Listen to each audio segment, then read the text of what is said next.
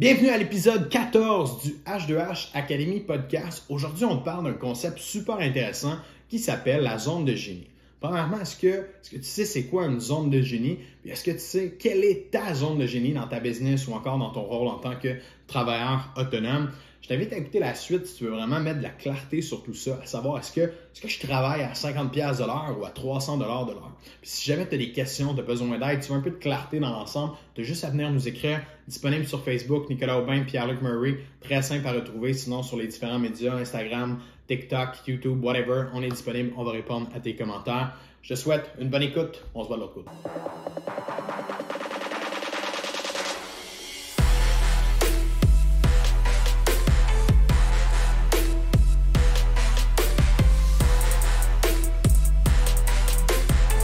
Donc, sujet du jour, on parle de comment tu peux arriver à passer de 40$ de l'heure à 300$, 400$, 500$, voire même 1000$ de l'heure dans ce que tu fais à l'heure actuelle.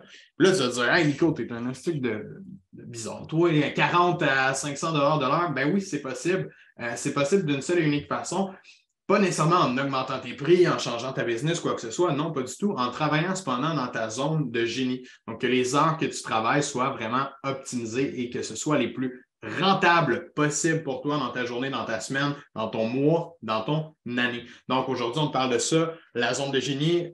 Ouvre tes oreilles, sors un calepin de notes, note-toi des trucs parce que si tu ne connais pas ce concept-là, ça va être pour toi probablement un gros game changer. Ça va t'apporter des réflexions dans ta business, dans ta façon de travailler. C'est ça l'objectif de ce podcast-là aujourd'hui. Fait que, Pierre, je te laisserai lancer le bal pour expliquer plus précisément, c'est quoi une zone de génie? Bien, puis tu sais, juste une parenthèse avant de décoller. Aujourd'hui, on travaille sur la business, pas dans la business. Là, si toi, en ce moment, pendant que tu écoutes ce qu'on dit, tu es un pompier qui est toujours en train d'éteindre des feux, là, ouvre tes horizons, ouvre ta perspective parce qu'aujourd'hui, on va travailler sur la business. OK? Donc, pour commencer, évidemment, un peu de théorie pour mettre la table. C'est quoi la fameuse zone de génie? Puis là, évidemment, la zone de génie, ça peut s'attribuer en stratégie ou dans différentes sphères, mais nous, on va parler de zone de génie en vente pour un entrepreneur qui fait de la vente. Alors, en gros, c'est quand tu es à ton plein potentiel. C'est où est-ce que tu vaux le plus cher dans une heure travaillée dans une semaine. Définitivement, que si tu es un entrepreneur en vente, c'est là que ça se passe. C'est quand tu rencontres des clients haut potentiel. Tu n'es pas en train de faire des tâches de bas niveau ou qui pourraient être déléguées. Donc, où est-ce qu'on trouve ce potentiel-là dans une semaine? Donc, il faut être capable, comme je dis, de prendre un pas de recul, d'analyser les tâches qu'on effectue au quotidien pour être en mesure de comprendre où est-ce qu'on génère le plus de revenus quand on pose des actions. Et c'est ces actions-là qu'on veut reproduire de façon plus importante pour augmenter par la vente notre revenu. Puis pour ne pas tourner les coins ronds, là, puis aller straight to the point, là, si on veut, sur ça, on travaille avec nos étudiants sur ce concept-là dès le jour 1, puis jusqu'à la dernière journée avec laquelle ils vont travailler avec nous, dans laquelle on va avoir un accompagnement avec eux. Puis le concept de la zone de génie, c'est qu'on est des entrepreneurs, puis on a un service, puis on a un produit à vendre, comme tu l'as bien dit. C'est en vente qu'on est dans notre zone de génie. Parce que vendre ton service que, je ne sais pas moi, mettons qu'il vaut 2000$ ou un produit qui te donne 3000$ de marge de profit, à chaque fois que tu es en train de passer une heure à ton client à le vendre, tu es à 3000$ de l'heure quand tu le fais. Tu es à 2500$. Si on calcule juste cette heure-là là, que tu as pris pour les vendre, cette heure-là, elle est extrêmement rentable. Donc, quand tu es entrepreneur, tu as le contrôle sur tes ventes, tu es en mesure de générer de la clientèle. Ton rôle de vente, c'est ta zone de génie. Puis il y a bien du monde qui, ça c'est plate un peu, mais il y a bien du monde qui dit ah non, moi je me dégage de ça, je ne veux pas être dans les ventes, je suis meilleur à faire d'autres choses. La réalité, c'est que peut-être que tu es meilleur à faire d'autres choses, mais ce que ça coûte de ne pas être dans les ventes dans ton day-to-day, c'est extrêmement dispendieux. Là. Si on le calcule, tu donnes peut-être 30%, 40% de commission à quelqu'un pour faire ça. Peut-être voire même que tu as un taux de closing très, très faible parce que c'est quelqu'un d'autre qui le fait, qui n'est pas aussi bon que toi pour connaître le produit, comprendre le client, comprendre toute la sphère économique à travers ton produit, ton offre de service. Donc, pas en mesure de closer autant, ce qui te coûte extrêmement cher. Ouais. Puis, je peux apporter une précision importante. Là. Notre audience, pour la plupart, vous êtes des entrepreneurs de PME ou vous êtes des travailleurs autonomes. Alors, évidemment, pour une entreprise où il y a 1000 employés, on est bien conscient que le président ne sera pas dans un rôle de vente. OK? Donc, super important de relativiser le concept qu'on vous explique aujourd'hui. Vous êtes un travailleur autonome, vous êtes dans une petite PME avec un peu de production, un peu de vente. Alors, définitivement que votre zone de génie, c'est d'avoir les deux mains attachées ses rênes pour les ventes. Vous savez où est-ce que l'argent s'en va, pourquoi ça ne close pas, pourquoi ça close, combien de revenus va rentrer. Vous êtes en contrôle de votre entreprise et ce n'est pas laissé aux mains de quelqu'un qui gère votre bébé à votre place. OK? Qui ici, mettons, votre femme accouche ou vous accouchez, là, puis après 3 jours, vous donnez votre bébé à quelqu'un d'autre pour qu'il s'en occupe. Personne ne ferait ça. Mais pourtant, on rencontre des entrepreneurs à toutes les semaines qui donnent leur vente à des gens qui prennent leur bébé et ils n'en prennent pas soin. Ils n'ont pas de processus de vente, ils ne closent pas les ventes, ils ne font pas attention parce que ce n'est pas nécessairement eux qui ont fait l'investissement. Alors, la zone de génie pour un travailleur autonome, petite PME, c'est pour le président, c'est d'être en vente. C'est d'être en contact avec la clientèle, puis c'est d'aller chercher de la drive. Puis honnêtement, tout ce qu'on dit, on l'applique. Là. Chez H2H, là, on a délégué tout le reste de la business, sauf les ventes et le marketing. C'est ça. On fait juste ça. Puis le coaching, obviously. Même le marketing.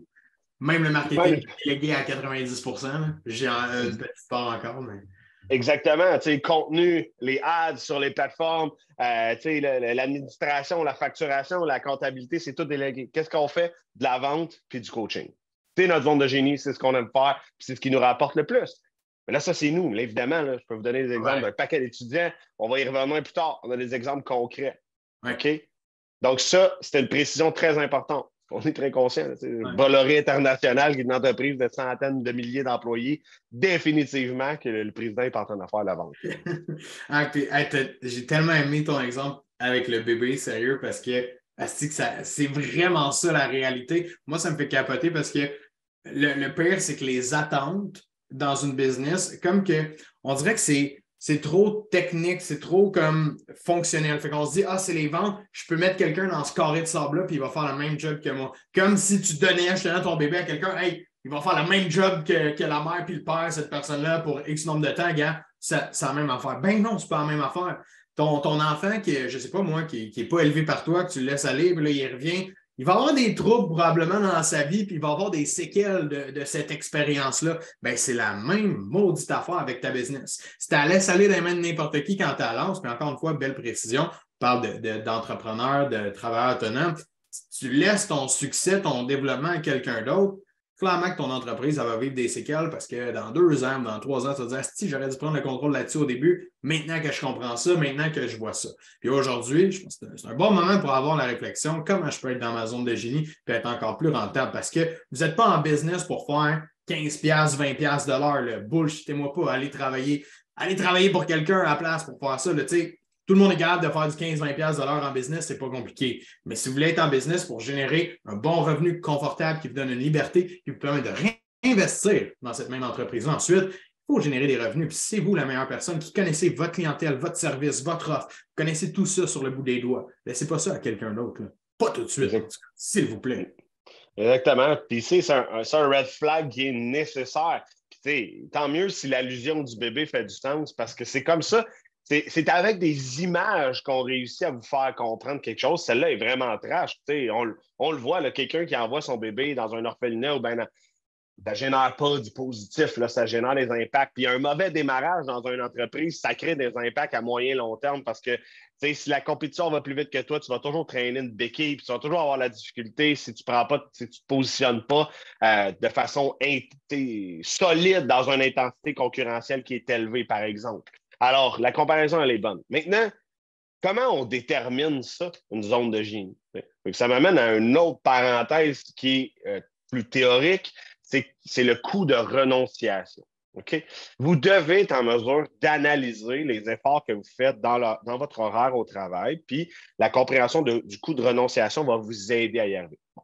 Maintenant, c'est quoi le coût de renonciation? Ça porte aussi le nom de coût d'opportunité, mais la question le plus simple pour vous l'expliquer, c'est de vous poser la question, c'est à quoi tu renonces pendant que tu fais quelque chose d'autre que de la vente. Donc, si tu es en train de faire la facturation, qui est un travail soit d'administration ou de commis comptable, fait que dans un bureau, ça peut valoir entre 20 et 30 $ de l'heure, quelque chose comme ça.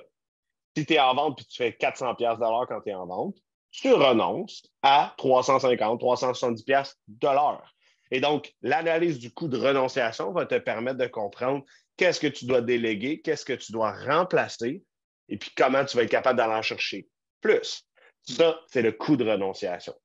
Puis pour y arriver, tu l'as bien mentionné, comme tu as parlé de la comptabilité, mais je pense qu'il y a un exercice simple que moi j'aime faire en tout cas, parce qu'on l'a fait cet exercice-là à plusieurs reprises, à plusieurs stades, même dans la business, quand elle évolue, on refait toujours cet exercice-là pour voir est-ce qu'on peut rester dans notre zone de génie tout le temps, du moins être le plus souvent possible dans notre zone de génie. Puis c'est simple. Mappez vos activités. Tu l'as dit, regardez l'horaire de la semaine. Vous n'avez pas d'horaire défini, puis c'est pas clair pour vous qu'est-ce que vous faites, puis vous êtes un peu à gauche, à droite. Bon, peut-être le timing de faire ça en même temps, mais sortez une liste des activités, ce que vous avez à faire. Puis je dis activité, là, c'est d'envoyer un courriel, c'est une activité. De prendre un appel, c'est une activité. D'envoyer une facture, comme tu l'as mentionné, c'est une activité aussi. De se déplacer chez un client pour aller régler une petite affaire, c'est une activité aussi. Mappez vos activités. Sortez un Excel au pire, très simple. Là. Toutes les activités que vous avez à faire dans une entreprise et regardez les activités qui, justement, pourraient être déléguées. Puis là, ça nous amène à notre prochain point, qui est l'objectif de la zone de génie, c'est d'être capable de déléguer certaines choses pour nous travailler plus souvent dans notre zone de génie. Mais regardez, c'est quoi les choses que je peux laisser à quelqu'un d'autre qui ne va pas impacter sur mes résultats, qui ne va pas changer la donne. On revient aux ventes. On a eu une discussion, c'est hier, je pense avec un de nos étudiants, quelqu'un qui disait moi, quelqu'un, j'aimerais ça qu'il fasse mes appels, j'aimerais ça qu'il contacte tous mes clients, qu'il fasse mes suivis avec mes clients. Si cette personne-là a fait des suivis avec tes clients, puis elle n'est pas bonne comme toi pour faire des suivis, puis elle n'a pas la relation avec tes clients, puis elle veut revendre un autre produit, forte chance que ça ne donne pas les mêmes résultats que lorsque c'est toi qui le fais. Donc, ça, par exemple, c'est pas nécessairement une zone de génie. En fait, c'est dans ta zone de génie encore parce que c'est ça qui te permet de générer des ventes, de générer des revenus. Donc, map tes activités, regarde qu'est-ce que tu peux garder dans ta cour, regarde qu'est-ce qui peut te donner des résultats à toi directement plutôt que de déléguer justement des actions de vente, des actions qui sont directement reliées à ton revenu, à ton portefeuille. Exactement, tu sais, puis désolé pour ceux qui trouvent qu'on parle beaucoup de cash, là. On est en business pour faire du cash, on est des capitalistes assumés, là. L'objectif, quand on aide un étudiant, c'est de mettre en place des stratégies pour qu'il puisse mettre plus de sous dans ses poches parce que, bon, on ne va pas se le cacher, avec plus de sous, une business, c'est plus facile à gérer, c'est plus facile d'avoir une meilleure vision, d'avoir une meilleure croissance, etc. Tu as apporté le concept de délégation. Tu sais. Quand même un couteau à double tranchant. Parce que moi, ce que je vois des gens qui délèguent pour aller en maximiser la zone de génie puis créer encore plus de cash.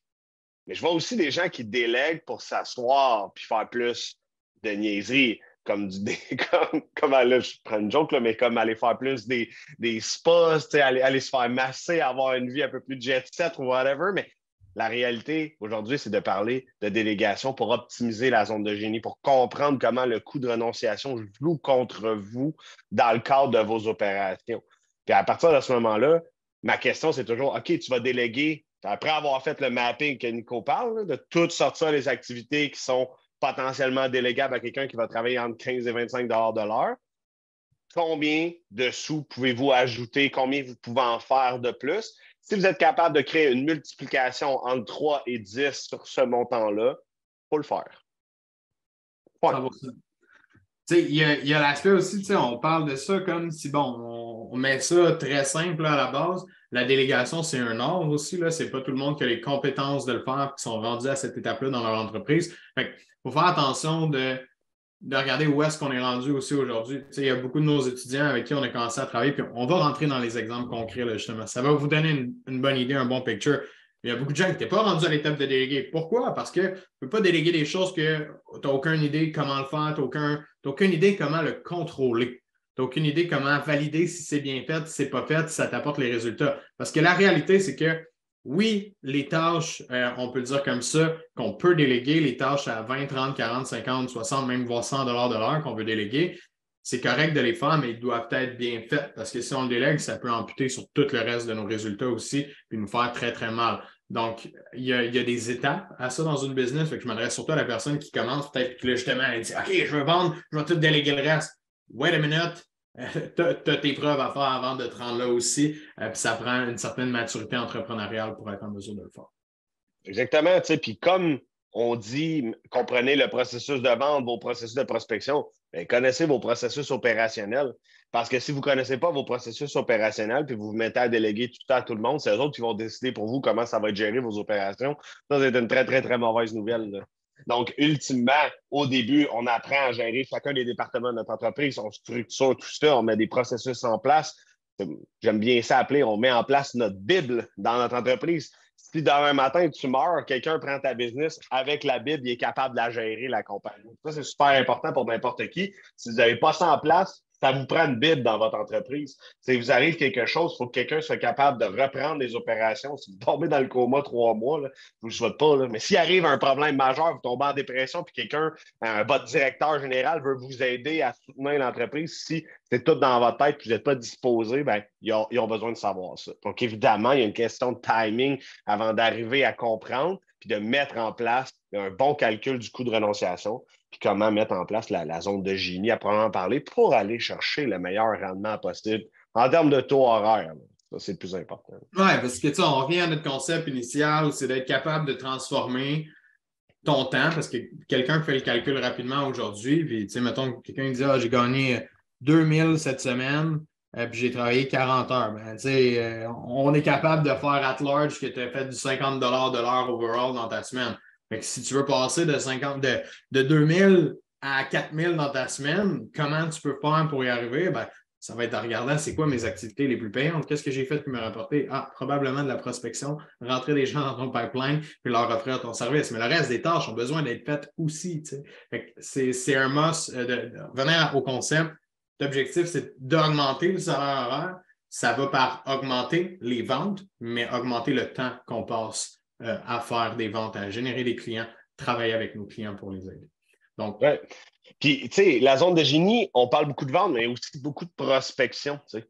ouais. Est-ce que le temps à appliquer à faire la prospection t'amène des clients à haute valeur ou bien le volume désiré? Parce que ça dépend du channel puis de la stratégie qui est orientée dans ton entreprise. Mais encore une fois, tu es plus payant à faire la prospection parce que tu rentres de l'eau au moulin qu'à envoyer des factures, envoyer des courriels, avoir des trucs comme ça. Là, donc, définitivement, la prospection est aussi importante dans le calcul des opérations, là, des activités que tu parlais. Là, c'est pour ça que je pense que toute bonne personne qui scale son entreprise au début, qui veut générer plus de revenus, faire plus de ventes d'une semaine à l'autre, a besoin de considérer qu'il va avoir des extra hours à mettre au début pour aller chercher ce gap-là.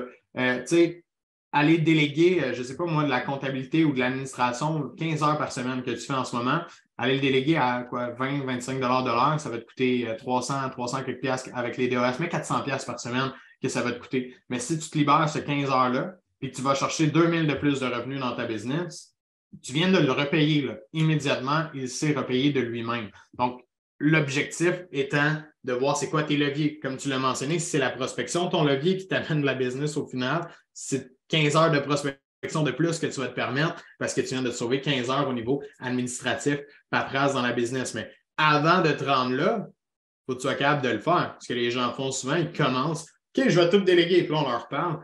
Comment tu as de frais fixes? Si j'ai 10 000 de frais fixes par mois, ben, j'ai lui à payer, mais il n'est pas capable de rentrer des ventes. Ça, c'est stressant. Puis ça, tu es sur le qui-vive. Je pense que la zone de génie, on a le droit de rentrer dedans quand on a une certaine stabilité, quand on a une certaine capacité de rentrer des ventes, d'avoir quelque chose de mesurable et quantifiable. Là, on peut se permettre de dire, ben, ce mois-ci, je vais faire un peu plus d'heures. Puis le mois prochain, avec mes ventes que j'ai faites, j'engage quelqu'un, puis là, je délègue, puis là, je reviens à mes heures normales, puis je suis capable de vivre mieux avec une meilleure qualité de vie. Parce que, tu sais, le grind de 60 heures semaine ou 80 heures semaine toute la vie, I don't believe in that shit. Là, tu vas te brûler la chandelle par les deux bouts. Une famille, des enfants, des amis à voir, ça ne fait pas de sens de faire ça. Tu as beau aimer le travail, mais il y a d'autres choses dans la vie aussi. Mais that makes no sense. Ça, c'est bon parce que c'est vrai juste dans les vidéos de motivation. Je travaille 80 heures semaine, tu veux t'arroser, si tu veux grinder, c'est ça que ça prend. I call bullshit, là. OK? Travaille intelligemment, va optimiser les heures de travail en comprenant c'est quoi ta zone de génie, puis trust me, ta vie va être vraiment plus intéressante, là. OK? C'est le fun de travailler 60 heures au début dans le hustle, dans le grind. Je connais personne qui t'offre une vie à faire ça parce que qu'est-ce qui arrive? Il termine monoparental, en garde partagée, puis il paye une pension parce qu'il ne comprend pas comment optimiser son revenu. C'est un exemple, là. Il y en a plein. Mais celle-là est classique. Big time. On connaît tout quelqu'un qui a maximisé son travail au détriment de sa famille, puis ça a fini par y péter d'en face. Là, donc, la zone de génie, elle permet d'avoir un bon life balance, d'avoir le revenu que tu mérites, puis d'être capable de travailler en stratégie dans la business et non pas sur la business et non pas dans la business. Ni plus ni moins. Définitivement. Écoute, je terminerai avec justement des exemples de ce qu'on a vu concrètement comme personnes qui sont passées dans une zone de génie. Il faut la nommer là, parce que ça a été une de nos étudiantes qui a le plus explosé. Mais on est parti avec une étudiante qui faisait une vente par mois en moyenne au début quand elle a commencé à travailler avec nous. Puis là, elle est à 15 ventes par mois, ce qui a fait 15 fois son chiffre d'affaires, plus ou moins. Puis cette personne-là était arrivée à un moment que c'était quoi? Elle n'était plus capable de prendre de dossier, là, si je me souviens bien, elle n'était plus capable de prendre de nouveaux clients. Fait que, juste pour donner un effet visuel, là, vous voyez deux silos. Là. On a le silo des ventes, puis on a le silo de la production, ce qu'on est capable de faire. Cette personne-là, c'était que de la paperasse en plus. Là. On parle d'un rôle de courtier. Fait que de la paperasse, la paperasse, la paperasse, la paperasse à faire. Quand tes ventes augmentent, ta paperasse, elle augmente. Puis là, vient un temps que ta paperasse, ça prend le dessus, puis tu n'as pas le choix d'en faire tous les jours. Donc, qu'est-ce que les gens négligent normalement? Prospection, rencontrer des nouveaux clients, closer des nouveaux dossiers parce qu'on doit gérer les autres. On est allé travailler sa zone de génie parce que là, elle était plus rentable. Là. Puis même qu'elle faisait trop d'heures dans sa semaine, elle était brûlée, des enfants à s'occuper. Qu'est-ce qu'on a fait? Tu allé engager une adjointe, quelqu'un qui a sauvé 30-40 heures par semaine, bon même. Puis là, son lifestyle est mieux qu'il était avant. Il y avait plus de ventes. Et donc plus de sous. Incroyable. C'est pas compliqué. On a débordé les ventes jusqu'à temps que la production fait en sorte que on n'est plus capable de produire si on n'engage pas, si on ne va pas chercher de l'aide pour gérer cette paperasse-là. Ici, c'est seulement un concept de paperasse. Dans certains cas, ça prend du staff, ça va prendre du monde pour venir vous aider à livrer le service. Ici, c'était au niveau administratif.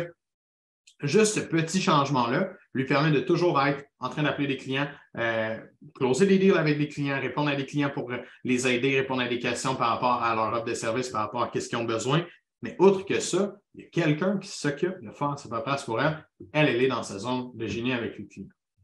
Puis, ça a amélioré la qualité de vie, ça a augmenté les revenus. Puis, quand ça peut, mettons qu'elle voudrait doubler puis tripler la business, ça peut juste continuer dans la même ordre d'idée puis juste à ce temps qu'elle a délégué cette partie-là, elle peut juste se concentrer à grinder puis à augmenter. Fait qu'elle a la possibilité, si elle veut une vision business, puis vraiment plus d'aller chercher des sous, d'augmenter, mais elle peut aussi prendre le chemin de plus de liberté d'action, plus de liberté de choix, puis plus de liberté financière. Ce qui est quand même la fucking utopie du travailleur autonome. Là. Tu ne peux pas toujours avoir de la boue dans le toupette. Il faut que tu sois capable à un moment donné de te stabiliser, comme on a mentionné tout à l'heure. Tu sais. Ouais. Dans un exemple concret que je vis dans une de mes entreprises, j'ai des détaillants autorisés qui ont leur entreprise qui revendent mes produits.